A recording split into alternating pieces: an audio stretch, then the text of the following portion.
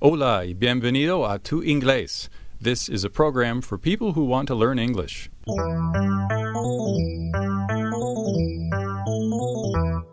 Soy Brian, vivo en los Estados Unidos. Me encantaría ayudarte con tu inglés, pero no soy profesor, no para nada. Considérame tu entrenador personal. Vamos a ejercitar tu oído para inglés. How's your English? ¿Cómo está tu inglés? Interesante. Decimos tu inglés. We say your English. La verdad es tuyo. It's your English. Los idiomas que hablas son realmente partes de tú mismo. Y como tu cara o tu voz o tu cuerpo, la manifestación de tu inglés es muy única y muy personal. Tal vez no perfecto, pero tuyo. Yours. Ok, muy pronto vamos a escuchar una selección en inglés sobre Semana Santa, but first let's practice some of the verbs and vocabulary you will hear in the selection. Tenemos Cecile en México para ayudarnos de nuevo. Hola, Cecile. Hi there, Brian. Are you having a good Semana Santa? Well, yeah, I'm having a good time because I needed a break from school. Do you do anything special to celebrate the holiday there in Mexico? Me? I don't. Many people go to the beach to the spring break, but that's another story. The tradition is the way of the cross, Via Crucis, you know? Some places are known because of their way of the cross, such as Iztapalapa in Mexico. Okay, I want to begin with the words Semana Santa. ¿Cómo se dice Semana Santa en inglés? Holy Week. Holy Week. Okay.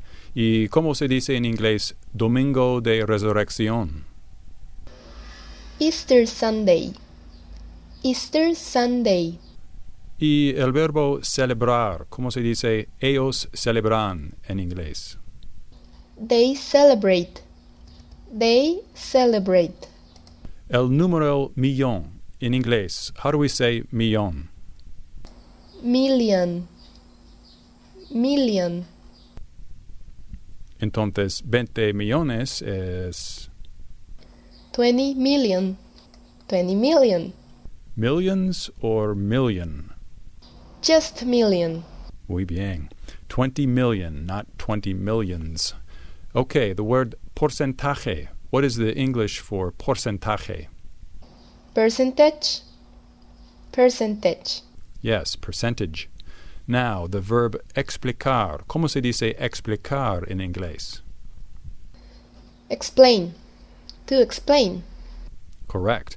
Ahora, en inglés, ¿cómo se dice conejo? Rabbit. Rabbit. Sí. ¿Y qué es bunny? What is a bunny? It's a baby rabbit. Un conejito. Okay. Por cierto, ¿te gustan los dulces? Yes, I like. Especially chocolate. Chocolate, of course. Who doesn't like it? ¿Cómo se dice dulces o golosinas en inglés? Candy. Candy. Por último, la palabra eggs. ¿Qué significa eggs in Spanish? Huevos. Muy bien. Thank you, Cecile, for your help, and have a happy Easter. You're welcome. The same for you. Bye. Okay, let's listen now to the selection of the day. Espero que puedas entender la mayoría de las palabras. Suerte. For Catholic people around the world, this is a very important week. Holy Week is a commemoration of the final days in the life of Jesus Christ. It ends on Easter Sunday. In America, Easter Sunday is an important holiday. Many families go to church and then have a big dinner in the afternoon. But here in America, we have a tendency to commercialize our religious holidays.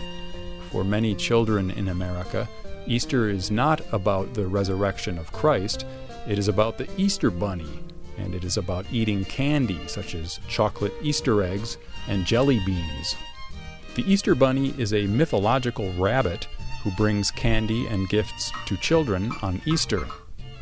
Of course, people in Spain and Latin America celebrate Holy Week by taking vacations, visiting their families, and by participating in large processions. But in the United States, we do not really observe Holy Week. In fact, the biggest processions this week in the United States are probably St. Patrick's Day parades. These parades are celebrations of Irish customs. St. Patrick's Day has no connection to Holy Week, it's just a coincidence. It is true that there are many Catholics who live in the United States, around 80 million to be exact. Only Brazil and Mexico have more Catholics. But the percentage of people in the United States who are Catholic is only 26%. In countries such as Mexico, Spain, and Colombia, more than 90% of the population is Catholic. Maybe these numbers explain why Holy Week is not as important in America as it is in Spanish-speaking countries. And it also helps explain why Easter Sunday is a secular holiday as well as a religious holiday here. Well, happy Easter, everybody. And now I believe it is time for That's English. Normalmente en That's English hablamos sobre las diferencias entre inglés y español. We talk about the differences.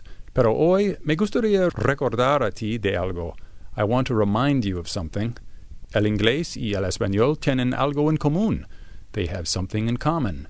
¿Recuerdas en la sesión previa de tu inglés, sesión 3, escuchamos a un periodista quien escribió un libro sobre globalización? ¿Sabes cómo se dice globalización en inglés? Globalization. Casi lo mismo, ¿no?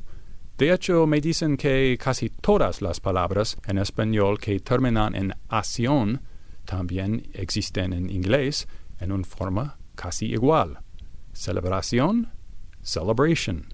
Terminación, termination. Interrupción, interruption. Indignación. ¿Puedes adivinar? Sí, indignation. En español dices acción y en inglés dices ation.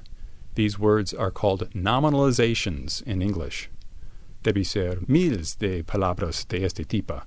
Imagination, consternation, determination, meditation. Por supuesto, hay excepciones, exceptions. Por ejemplo, población en inglés es population y en inglés translation es traducción en español. Sin embargo, ahora mismo tienes un vocabulario en inglés de miles de palabras. Es verdad. Para celebrar, bebemos un libation. Let's drink a libation. That's English. In English of the Rich and Famous today, we are going to listen to a speech that contains many nominalizations. It's a famous speech by a man named Martin Luther King, Jr. King was a civil rights leader in the United States. He delivered this speech in the year 1963 at the Lincoln Memorial in Washington, D.C. King is originally from the state of Georgia, in the south of the United States. This is obvious in his accent. I'm going to play for you two parts from King's famous I Have a Dream speech. I have a dream significa tengo un sueño. Afortunadamente, el reverendo Padre King habla bastante lentamente. See if you can recognize the nominalizations as you listen. I am happy to join with you today in what will go down in history as the greatest demonstration for freedom in the history of our nation.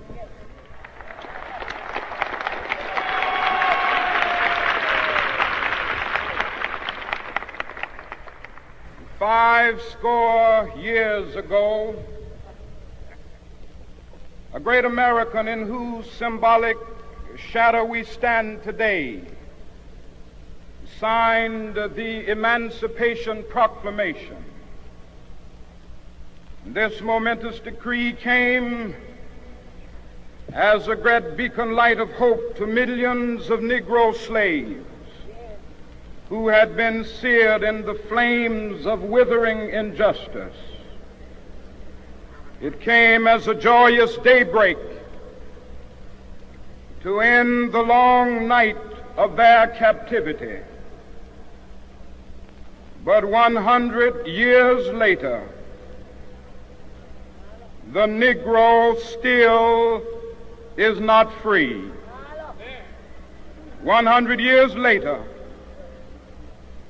the life of the Negro is still sadly crippled by the manacles of segregation and the chains of discrimination.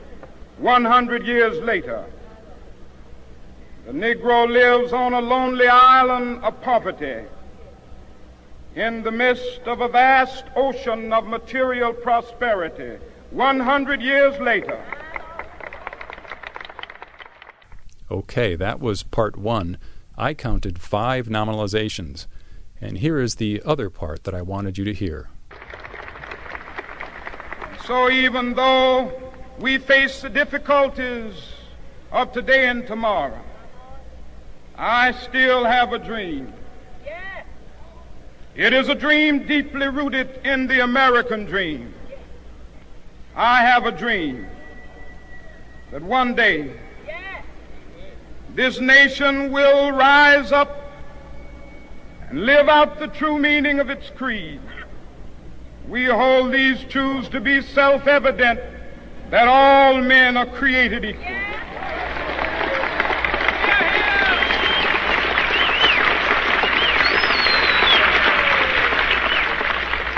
I have a dream that one day on the red hills of Georgia, the sons of former slaves and the sons of former slave owners will be able to sit down together at the table of brotherhood. I have a dream that one day even the state of Mississippi, a state sweltering with the heat of injustice, sweltering with the heat of oppression, will be transformed into an oasis of freedom and justice. I have a dream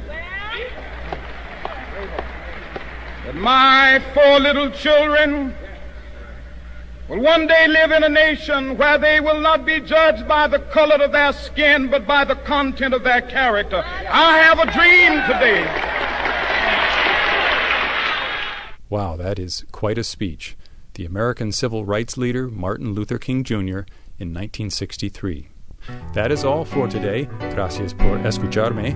Thanks for listening. Si tienes comentarios o sugerencias, por favor, déjame un comentario en nuestro sitio web. See you later y suerte con tu inglés.